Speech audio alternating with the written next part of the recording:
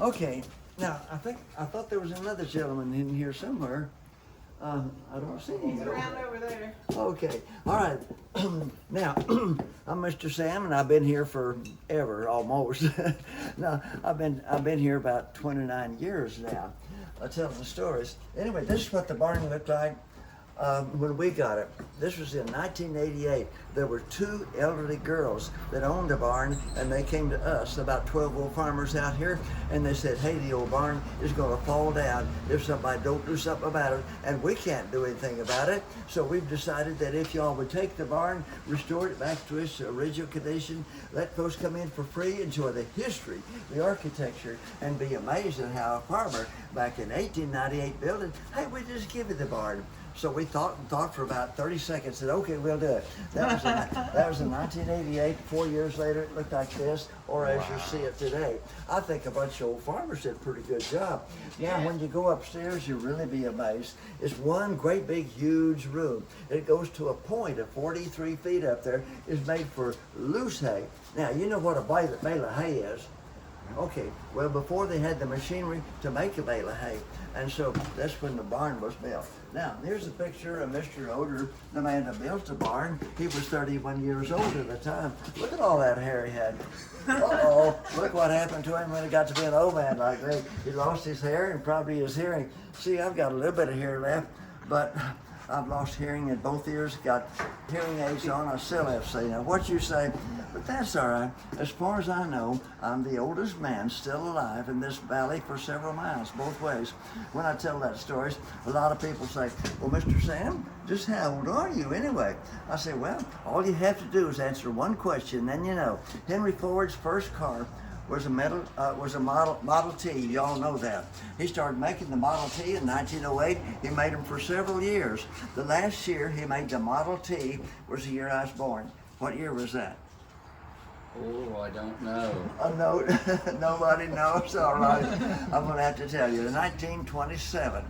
That means I've already had my 92nd year. I'm well into my 93rd year. So, for an old man, I'm pretty good shape. You're pretty good. Wow. For my ears. All right, now, you know I'm an old man. I keep forgetting things. What highway is this again now? Pardon? I see. What highway is this again now? 66. Oh, 66. Okay. Now, have y'all been down to Pop's yet? Yep. Yes. We've been there this morning. Have y'all seen it? You know what it looks like, don't you? Well, here's a picture of the Pop model out there. Right. All right. Now, I'm going to ask you a question. How many feet tall is it? Now, all of you know exactly how many feet tall it is. We looked it up last night. I can't remember what it was. Hey, now listen, you didn't have to look it up. Okay, you know exactly how many feet tall it is. How many feet tall is it? Now think a minute. 86. What? 86. 66. Okay, somebody said 66 that. feet tall. 66 feet. I didn't realize that. You just got to tell me what it was. That's right. And I said, I didn't even think about it. 66 feet tall. I didn't think that it's on Highway 66. Wow, I didn't even think about that. All right, now one more thing about Pops down there is the roof. The roof is so different than ours. See, the building's back here, and the roof sticks out over all those gas pumps. But if you haven't noticed already, I want you to notice there is no post holding it up. Right. Now, you know what that's called, don't you? It's cantilever. Cantilever type roof. All right, from the building out to this point is how many feet? 66 You feet. got it. I didn't know that. She looked all that stuff up last night. I didn't know that. I didn't know either, but There you go. That's pretty cool. Now, when I was just a little kid, of course we lived out in the country, and this was our washer, our automatic washer. Well, almost automatic. Okay, and she put the hot water in here and the cold water in here, wash the clothes, put them in here, and then hang them on the line. What I remember most about that when I was a little kid, we had a clothesline, and in the wintertime, Daddy wore red underwear, one pieces, and if it was freezing, well, the underwear would would be just like a person. And I'd say, Mother, Daddy's out there on the clothesline swinging again. All right, now when Mr. Oder built the barn, he owned hundreds of acres over there. He had, that was his hay field. He cut the hay over there, put it upstairs to feed his cows and horses down here. Now, when he passed away, somebody put a tree farm in. Now, about half a mile over there in the trees, there's Deep Fork River. That's where the next town over there gets their water supply. Now, back in the 20s, my daddy had a farm on the river just southwest of town here. We didn't have any electricity. We didn't have any inside plumbing. We didn't even have a telephone till after I left home. But I'm presuming wherever y'all live, you got a water heater in your house, don't you? Yes. We had a water heater, but it wasn't in the house. It was out in the middle of the backyard. In fact, here it is, right here. There it is. Now, the well was right here, out in the backyard. Now, every morning, Dad would fill it full of water from the well, put a fire under. When Mother needed hot water, all she had to do was bring a bucket, dip it in there, carry it in the house. She had hot water in the house. Now, when I was just a little kid, I didn't pay much attention to what she was doing. But when I got up to be about, I would say about 7 years old, I kept noticing every time she got a bucket of water, instead of walking to the house, she would run to the house with that water. I finally asked her, I said, Mother, wouldn't it be a lot easier just to walk to the house? Well, it would, son, but I have to run. Mother, why do you have to run? Very sheepishly, she said, well, son, several years ago, I told the neighbor lady down the road that I had running hot water in the house. Isn't that terrible? Terrible. Okay. Luke Robinson, he's the one man in our organization that knows how to restore the barn. Under his direction, 1988 to 1992, we were able to restore it as you see it today. Now, his hobby was going around Oklahoma picking up old antique bricks. All of these are towns in Oklahoma. In the early day, every one of these towns had a brick making plant. We're going to talk about that in just a minute. But let's see if we can figure out where this brick came from. OSP. OSP. Oklahoma State Prison. What? McAllister, Oklahoma. You're right. Now, okay, that's the first. I mean, that's the quickest I've ever had anybody. Okay, down at McAllister.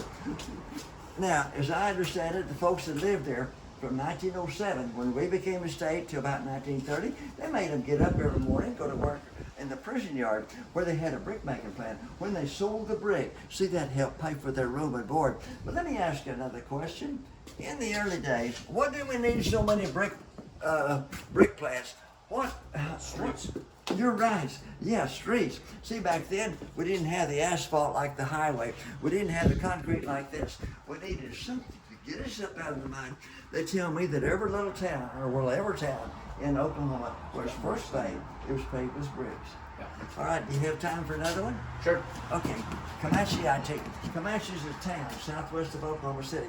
What's the IT stand for? Indian Territory. My gosh, this old boy is full of it. He's got it. Okay, now for a little bit of history. Now, you've probably already heard this, but you're going to hear it the way I tell it. It's a little bit different. In the early 1800s, the government started moving the Indians from the east coast west, pushing, till they finally pushed them to this big piece of property, what's now called Oklahoma. When they got them here, they told the Indian folk, this is going to be called Indian Territory, and this is going to be your home forever.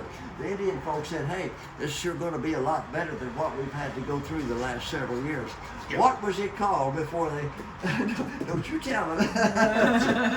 What was it called when they were moving the Indian from the east coast here? The what? Trail of Tears. The Trail of Tears. Oh, right. It really was a Trail of Tears. They made them walk approximately 10 miles a day, carrying everything they own on their back. In the hot summertime, cold wintertime, they tell me they lost literally hundreds of people before they finally got everybody here. Now, I'm condensing the story. Everything went along pretty good up to 1887. The government came to the Indian folk again and said, hey, look at all these new settlers coming in. They don't have place to live. Hey, we gave you way too much property. We're going to have to take some of your property away from you. We're going to put you on the reservation over here, over here, and over here. We're going to give the rest of it to these settlers coming in.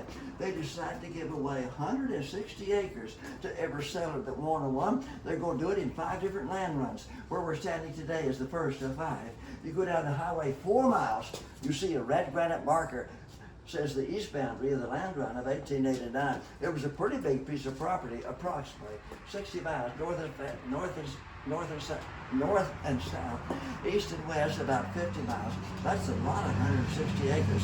So the government brought in surveyors, surveyed every 160 acres, built a wooden stake at every corner, put a number on that stake that determined the number of that 160 acres. Now, George Collins lived over in the Ozark Mountains in Arkansas. He heard that the government was going to give away 160 acres, and all you had to do was come over and claim it. He told his family, I just got to give me a farm.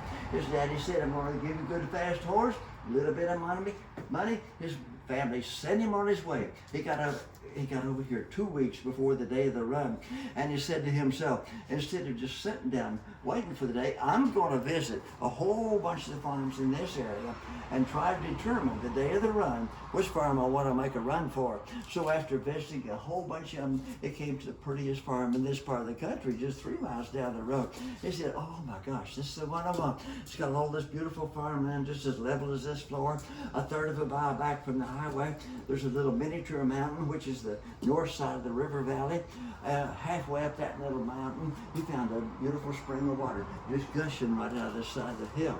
He said, I won't even have to dig a well. I'll build my house right next to that and dip cold water out of it. And believe it or not, today that spring is still running. Beautiful, cold, clear water, just like it did 8 years ago. Must be a pretty good spring of water. So he said, this is the farm I want. He found the shortest distance from this farm over to Indian Meridian, where it's going to stand the day of the run.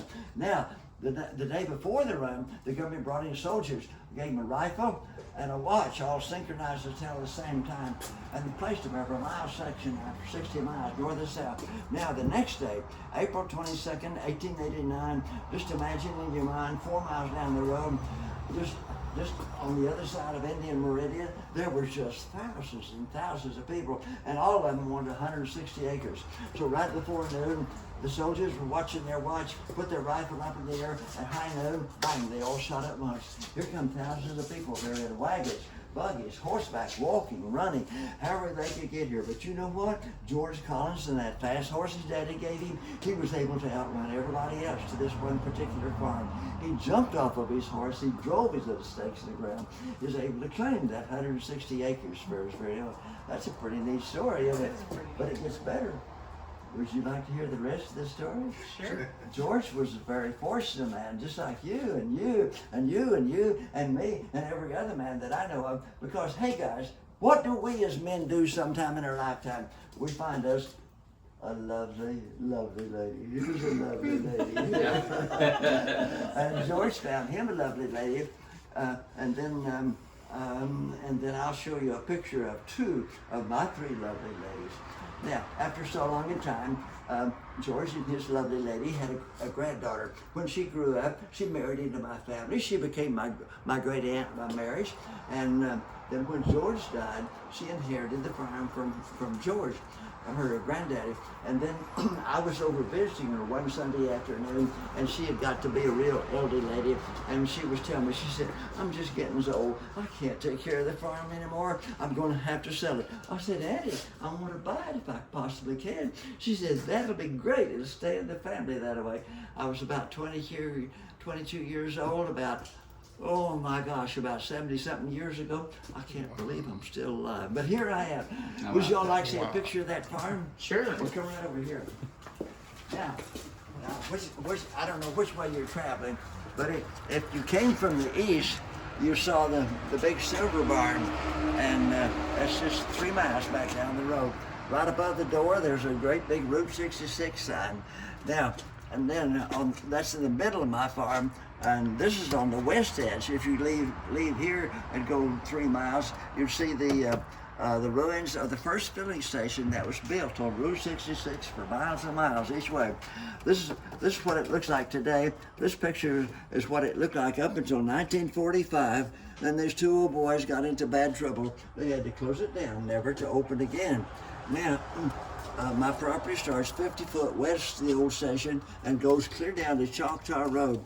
I still have the original 160 acres that was in the land run.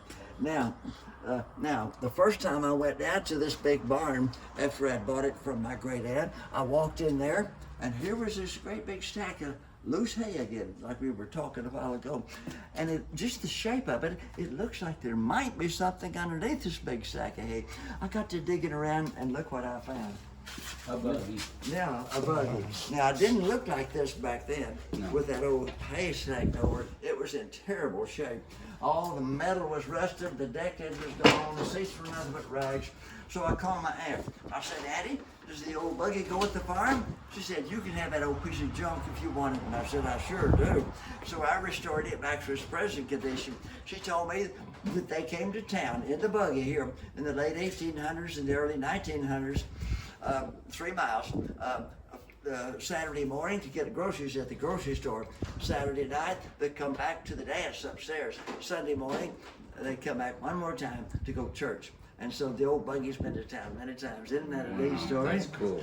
Well, now, in 1948, I married my childhood sweetheart that lived down the road a little ways, and we had 2 beautiful daughters and 21 years together. But Christmas morning, 1969, she had a heart attack and died. About a year after she passed away, see, my girls were teenagers by then. They came to me and said, Daddy, you're too young to live without a lovely lady. And so I was introduced to Miss Martha right here. And we had 45 years together. But after 45 years, at age 87, well, she passed away. And about a year later, my 2 teenage daughters, they weren't teenagers anymore. They were well into their 60s. They came to me, Daddy, you're still too young to live without a lovely lady. And so Miss Martha and I, every Friday night for 40 some odd years, we went down to the little community center on Friday night, country western dance. And so I said, that's where I'm gonna go. So Friday night I went down there, and I hadn't been there the last 6 months because I had to be with her 24/7. And so I stepped inside the door, and everybody, of course, knew me. And when the band director saw who it was, he said, "Stop the music," and everybody there started clapping. They were welcoming me back. I thought that was so nice of them. So I danced with all the single ladies that night. The next Friday night, I danced with the same single ladies. But the third Friday night, I was a few minutes late. I walked across the dance floor over to my table, and there sat 3 new ladies. And I'm not very big, this way or what. And so one of the ladies was real tall, one of the ladies was real large, one of them was a little bitty tiny thing about this big around, right to here, and just cute as a bug. And I said to myself, wow, I kind of like the looks of that. And so I introduced myself, and she said, yes, I know who you are. I've heard tell of you. I said, well, I hope it was good. And she said, well, it was sort of like this. And to this day, I don't know what this meant. I'm scared to ask her. And so I asked her if she would dance, and we danced 6 times, and we had a ball. That girl could follow me after, even if I did flips. Well, almost. and so anyway, she just floats across the floor. And I said, after we danced about 6 times, I said, you know what? We've had so much fun dancing. Would it be all right if you give me your telephone number so we could talk about how much fun we've had? And she said, well, Mr. Sam, I've been a widow now for about 8 years, and I've had a lot of opportunities, you know, to give my telephone, but I haven't given it to anybody. But I see something in you that I like. And so she said, I think it would be all right. She gave me her telephone number, and all week long, we talked on the phone, and we learned a lot about each other. And then Friday night, we met at the dance, and we danced all the dances except two. There was another couple that wanted to dance with us, so we let them dance. And then the third Friday night, we danced all the dances together, and that's the way it is now. It only took us 3 weeks to realize that we were just meant for each other at this time of life. Yeah. You know, now this what we have now has nothing to do with her husband, you know, this passed away, and my two lovely ladies that's gone. And so this is what we're supposed to have. And now I met her last June. No. This was taken in last June, and she's a little bitty tiny thing. Look at that, wouldn't How you? about that? She's a doll. Aww.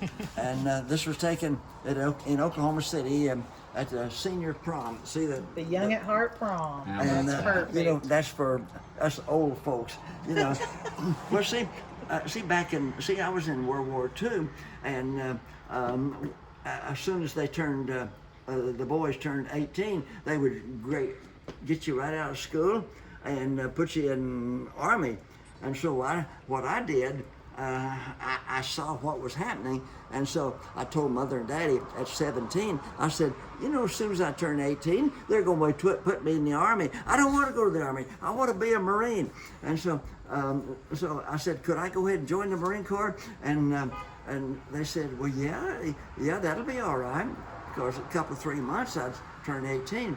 So I turned 18, and anyway, I'll tell you the rest of the story when we get around there.